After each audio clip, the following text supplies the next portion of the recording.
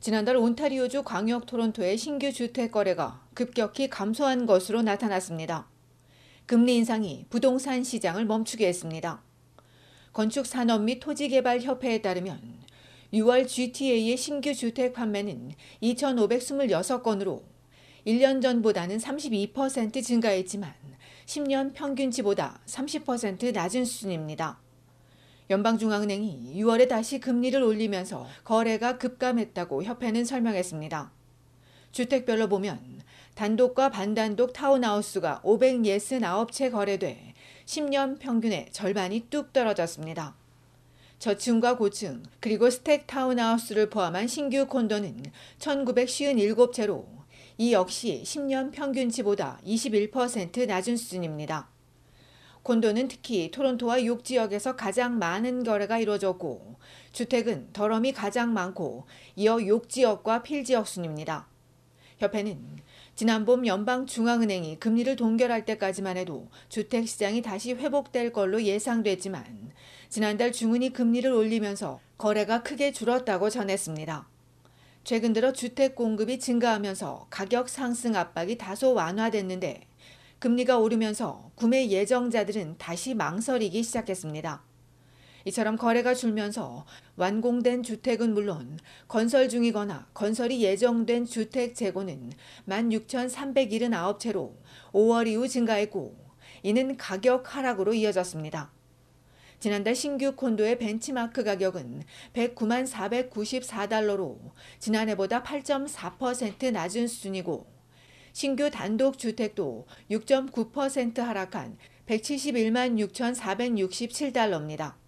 협회는 금리 상승이 구매자를 시장에서 밀어낼 뿐 아니라 주택 자금 조달에 영향을 끼쳐 주택 공급도 지연시킬 수 있다며 인구 증가에 따른 주택 수요를 감안할 때 또 다른 추가 금리 인상은 주택 공급과 경제적 위기를 더 악화시킬 수 있다고 지적했습니다. 이런 가운데 또 다른 전문가들은 주택 공급난에 금리 인상, 치솟는 가격까지 겹치면서 캐나다인의 내 집 마련 꿈이 사라지고 있다며 주택 비용을 낮추기 위해 모든 정부가 나서서 정면으로 대처해야 할 것이라고 촉구했습니다. 지난달 광역 토론토의 평균 집값은 120만여 달러, 브리티시 컬럼비아주 밴쿠버의 평균 집값은 130만여 달러로 2017년 이후 20에서 30%씩 상승하면서 정부의 혁신적인 대응책 없이 주택 문제는 개선되지 않을 것이라고 지적했습니다.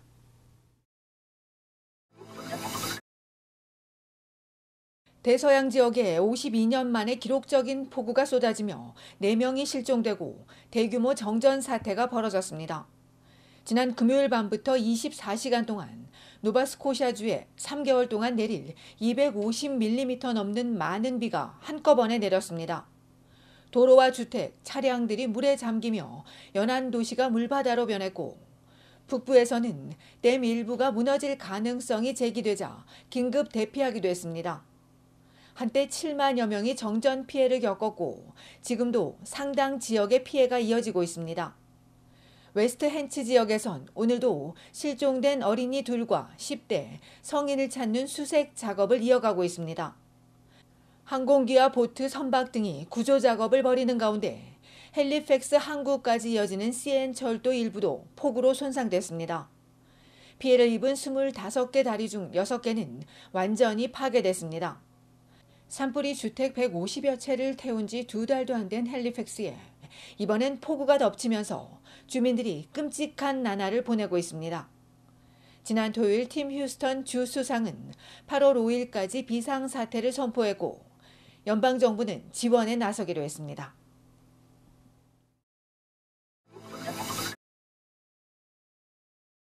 49일 동안 자전거를 타고 캐나다를 횡단한 남성이 화제가 되고 있습니다.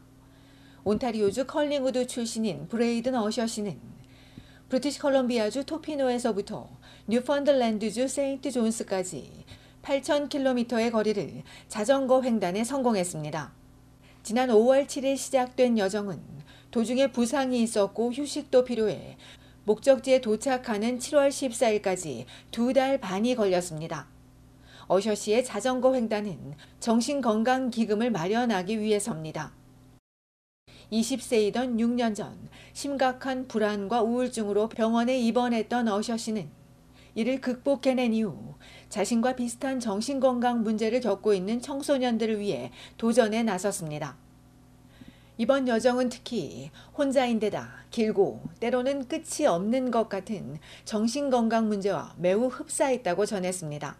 그러나 49일 동안 자전거를 타고 횡단에 성공한 어셔 씨는 이번 캠페인을 통해 자신이 성장한 건 물론 그와 비슷한 어려움을 겪는 사람들과 연결될 수 있었고 정신건강에 대한 인식도 바꿀 수 있었다며 젊은이들에게 희망을 주기를 바란다고 전했습니다. 어셔 씨는 이런 운동을 통해 할 수 없을 것이라고 여겼던 것들을 성취하는 데 도움이 됐고 지금은 이것이 자신을 사랑하는 실천과 규율이 됐다고도 전했습니다.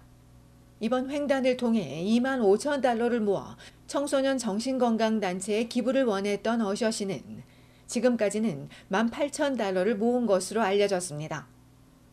이번 여정에서 역경을 함께 공유하며 극복해 나갈 수 있었다며 단체와 함께 정신건강 문제를 해결하기 위해 앞으로도 더 나아갈 것이라고 전했습니다.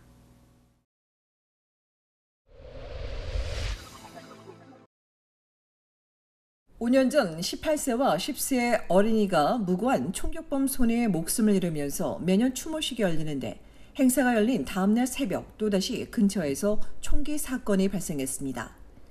지난 일요일 새벽 3시 30분경 온타리오주 토론토 그릭타운에 위치한 컬러 애비뉴 인근 댄퍼스 애비뉴에서 총상을 입은 남성이 발견돼 병원으로 후송됐으나 숨졌으며 사건을 수사 중인 경찰은 아직까지 용의자를 측정하지 못한 것으로 알려졌습니다.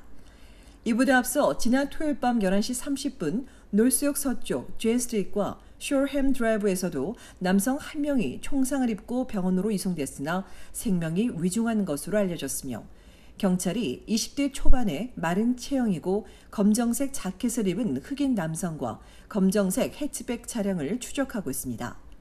같은 날 밤 9시 15분엔 브램튼 윌리엄스 파크웨이와 제임스 포터 로드에 위치한 학교 운동장에서 총격 살인이 발생했으며 필 지역 경찰은 범인이 피해자를 표적으로 범행을 저지른 것으로 보고 사건을 수사하고 있습니다.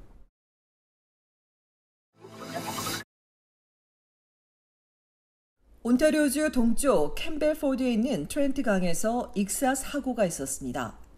지난 토요일 오후 5시 20분 스카보르에 거주하는 27세 남성이 레니 폭포 인근에서 뛰어들었다가 물에 빠져 실종된 뒤 숨진 채 발견됐으며 온주 경찰이 사고 경위 등을 조사하고 있습니다. 한편 지난주 목요일 휴론타리오 스트리트 서쪽 헬렌 스트리트 노스에 있는 아파트에서 숨진 채 발견된 21세 여성 사건과 관련해 필지역 경찰은 살인 사건으로 간주하고 전담팀을 투입해 조사 중이며 이 여성이 17일과 18일 사이에 숨진 것으로 추정하고 이번 사건에 대해 알고 있는 주민들의 적극적인 제보를 요청했습니다.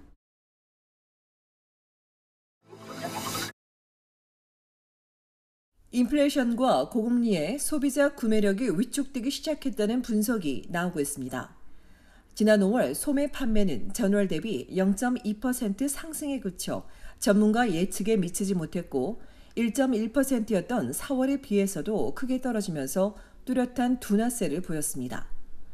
연방통계청은 이 기간 식료품과 자동차 및 부품 판매가 크게 증가했지만 반대로 의류와 액세서리, 건축 자재와 정원 관련 용품 판매는 감소했으며 특히 변동성이 큰 자동차와 주유소 등을 제외한 핵심 소매 판매가 변동이 없었다며 5달 연속 상승하던 소매 판매가 하락할 가능성이 커졌다고 전망했습니다. 이와 관련해 한 전문가는 계속된 금리 인상에 따라 국내 경기가 둔화되고 있다는 걸 보여준다며 연방중앙은행의 추가 금리 인상 가능성은 낮을 수 있다고 예상했습니다.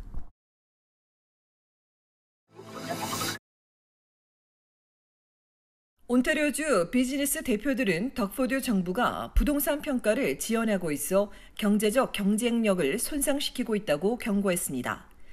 지자체 그룹과 사업체, 부동산 업계 대표들은 온주 정부가 부동산 재평가를 계속 미뤄 세금 예측이 어려워지면서 온주의 경쟁력을 위험에 빠뜨리고 있다며 조속한 재평가를 촉구하는 서신을 정부 측에 보냈습니다. 이들은 2020년에 예정됐던 재평가가 코로나 팬데믹으로 연기되면서 온주 대부분의 부동산 가치가 달라졌음에도 여전히 2016년 기준에 맞춰 부과되고 있다며 이 때문에 세금이 공평하게 부과되지 않고 있다고 지적했습니다. 그러나 온주 정부는 평가 역할을 하는 지자체 부동산 평가 기관이 신축의 변경 사항을 반영하도록 정기적으로 업데이트하고 있기 때문에 재평가 연기가 지자체에 재정적인 영향을 미치지 않는다고 반박했습니다.